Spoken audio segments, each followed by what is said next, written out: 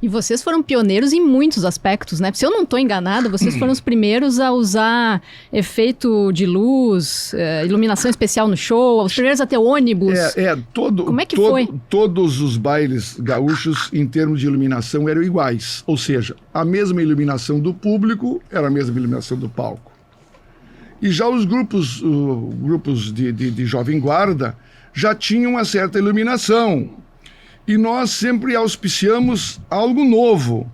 Queríamos que a iluminação fosse uma moldura para os serranos. Mas essa cultura não existia na música gaúcha.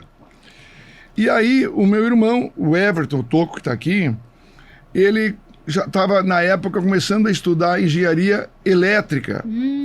E aí, não, deixa que eu vou providenciar, possivelmente num equipamento melhor para nós. Nós havíamos comprado o primeiro equipamento nosso de som do Oneide Bertucci. Um amplificador de 30 watts. 2 caixinhas desse tamanho, pareciam umas caixinhas de abelha, com um alto-falante médio em cada uma delas. Esse foi o primeiro equipamento dos serranos que o Oneide Bertucci usava na época, só que ele comprou um pouquinho um novo melhor. E nós passamos a usar esse aí, mas por pouco tempo. Em seguida, o meu irmão já comprou um equipamento melhor, que nós podíamos carregar no nosso primeiro carro, que foi um Aero Willys doado pelo meu pai, para nós, para apoiar já o conjunto. E o meu irmão Toco começou a estudar violão, depois de estudar gaita, que eu havia feito o curso de acordeão lá em Bom Jesus, no conservatório. Começou a estudar gaita. E aí, mais tarde, ele preferiu o violão e fundou um grupo musical de iê em Bom Jesus. Não acredito, sério? Aqui, chamado Red Hot Call. Mas Carvão olha... em Brasa. Nome que o professor nosso de inglês havia dado. E ele tocou um pouco lá com o Red Hot Call e veio para Caxias para estudar. E aí, nós já estávamos morando em Caxias no ano subsequente, o ano 68, nós já morávamos em Caxias. Frutuoso Araújo e eu, e com ele, na mesma casa, uma república de estudantes. E aí, ele tocando nos grupos de Caxias, um grupo chamado de Guzes, e o outro, como é que é? Deltas, os Deltas. Ele era solista de guitarra lá. E nós, olha, quem sabe tu vens tocar conosco violão elétrico, e não guitarra, porque não se falava em tocar guitarra. Tinha um conjunto só gaúcho que usava guitarra, que eram os araganos. Ah, é? Os araganos, mais antigos que nós. Eu digo, quem sabe tu vens fazer violão elétrico, que era o que usava a dupla mirim, e mais tarde o Oneide Bertucci estava com violão elétrico. E nós não botávamos guitarra porque achávamos que aquilo era muito avançado para uma música que nós fazíamos. E sim violão elétrico, que estava mais correlato. E ele deixou então a Jovem Guarda e veio tocar violão elétrico conosco. 3 anos depois de nós termos tocado aquele baile primeiro lá em Bom Jesus e já termos gravado o nosso primeiro disco em São Paulo. E a partir daí, sob a orientação dele, sob a visão dele, tudo que ele entendia de comprar de equipamento, nós comprávamos. Entendi. Aí já o Alto não conseguia levar mais nada, já partimos para uma Kombi. O pai nos deu uma Kombi 0 km, aí já Kombi com grade em cima. Nós já botávamos as caixas de som melhores lá em cima, já tínhamos melhor espaço para viajarmos, uma Kombi nova. Usamos essa Kombi 30 mil quilômetros. Fomos tocar em 72 o primeiro baile no Paraná. E o meu pai, eu vou passar o mate aqui para poder conversar melhor contigo e os telespectadores. E o meu pai foi dirigindo para nós, para conhecer lá em Paranavaí, onde nós fomos tocar. Quando ele viu que a Kombi carregada parava quando ela queria e não quando o motorista queria, porque era muito peso na Kombi, ele: vocês estão arriscando a vida de vocês. Vocês têm que trocar de carro imediatamente, porque a Kombi não freia quando se quer. Vai freando, até parar. Nós vendemos essa Kombi e compramos então uma Veraneio. Achei que já era o ônibus. O ônibus veio só depois, então. Depois ainda. Aí foi um peitaço. Para comprar um ônibus não é bem assim, né? Com certeza. Essa Veraneio, tu pensava em pisar no freio, chegava a te projetar no para-brisa. Freio hidrovácuo. Era uma beleza de caminhonete. Era o top das... Todos os grupos mais famosos que nós, à época, tinham Veraneio. Três Chirus, os Mirins, né? Os Bertucci não chegaram a ter. Tinha uma V-Maguete, que era um carrinho menor. Na época, tudo na época. E de repente nós, depois dessa Veraneio, fizemos 105 mil quilômetros com ela. E aí entendemos então, meu irmão e eu, e o outro colega da guitarra. Nesse ínterim, o meu irmão já tinha passado por contrabaixo, porque nós tínhamos colocado um guitarrista no conjunto, chamado Valmir Pinheiro, que tocava músicas clássicas. Beethoven, outras coisas. Então nós paramos o baile e começamos a fazer show no meio do baile. Não era só o baile gaúcho. Meu irmão já tinha comprado algumas iluminações, colocava uma lâmpada para cada um embaixo, assim. Já botávamos uma luz negra.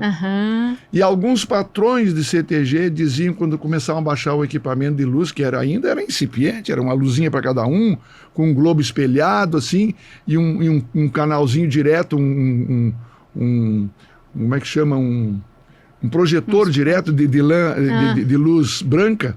Então iluminava o salão, ficava todo cheio com a luz apagada. Muitos patrões diziam, não, aqui não é boate, não pode apagar a luz, não pode apagar a luz de maneira nenhuma. E nós os convencíamos de que eram apenas um plus durante o nosso baile. E que isso seria um espetáculo que as pessoas iriam gostar. Sim, os patrões já estavam preocupados que ia virar, sei lá o quê. Claro, uma boate. Uma boate, aí não dá. Diziam, aqui não é boate, aqui é tradição gaúcha, mas patrão, nós vamos tocar música gaúcha. É só uma moldura de iluminação. Bom, então alguns diziam, outros eram surpresos, deixavam sem problema nenhum, gostavam e até depois nos contratavam em função mais do show quase do que o baile. E aí deu certo, né? Porque quando eles viam aquilo lá, completamente certo. Uma coisa nova, diferente. Alguma coisa mais diferente ainda, ideia dele, de trazermos o gelo seco, que fazia uma fumaça imensa no palco. Vocês foram o primeiro grupo gaúcho a usar? Tudo, fomos o primeiro, inclusive usar o próprio gelo seco e a iluminação também. E aí o meu irmão criou um tonel, pegou um tonel, fez 2 aberturas aqui nesse tonel, pegou umas mangueiras que elas saíam de trás do palco e viravam para nós aqui. E depois os nossos 2 técnicos, atrás da bateria, mergulhavam um balde com gelo seco dentro dessa água fervente, dava aquela reação e vinha toda aquela fumaça para cima do palco. Ora, isso causava uma estranheza enorme nas pessoas lá. E nós tocando músicas clássicas do nosso gauchismo. Rio Grande do Sul, gaúcho quer cantar, a querência e o céu azul, os verdes pampas e o mar. Essas músicas bonitas, clássicas, já gravadas por Paixão Cortes. E aos poucos começamos a botar as nossas músicas também junto a esses clássicos. Eu me lembro que quando nós lançamos o Canto Alegretense, que foi uma música que nós projetamos depois da original dela gravada pelos Fagundes, pelo Neto, com aquela vozinha dele de 14 anos por aí, foi a original lá na Tertúlia Nativista de Santa Maria. Música e letra que foi criada dentro do meu escritório de advocacia, com o Antônio Augusto fazendo uma provocação, mas isso é tema para um outro podcast que eu vou te explicar como é que foi o Canto Alegretense aqui aos telespectadores. Tá, toma um mate, toma um mate. Vou tomar um mate. Vai tomando. E aí, então, começaram os serranos a ganhar essa projeção e nós já no nosso primeiro ônibus colocávamos show musical Os Serranos. Já não era só Os Serranos, era show musical Os Serranos. Foi uma inovação. Então veio o primeiro ônibus em 76, depois veio o segundo, tudo 0 quilômetro.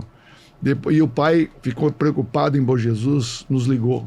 Vocês compraram um ônibus, eu não acredito. Como é que vocês vão pagar? É claro, vocês não têm apartamento para morar em Porto Alegre, tinha que ter posto o dinheiro de vocês num apartamento, dizia o pai. E aí?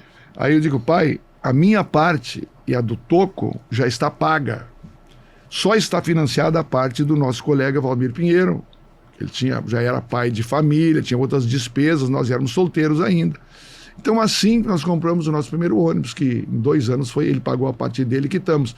Em seguida compramos um outro ônibus, o Valmir saiu do conjunto, entrou José Cláudio Machado, depois desse segundo ônibus já veio o primeiro Scania, já com 14 metros de comprimento, escrito de fora a fora, Os Serranos, ele era todo vinho, escrito em branco, Os Serranos, era um ônibus lindo, lindíssimo para a época. Aí, ao que sei, um outro conjunto comprou ônibus, que foi os Garota de Ouro que já vinham surgindo. É porque eu acho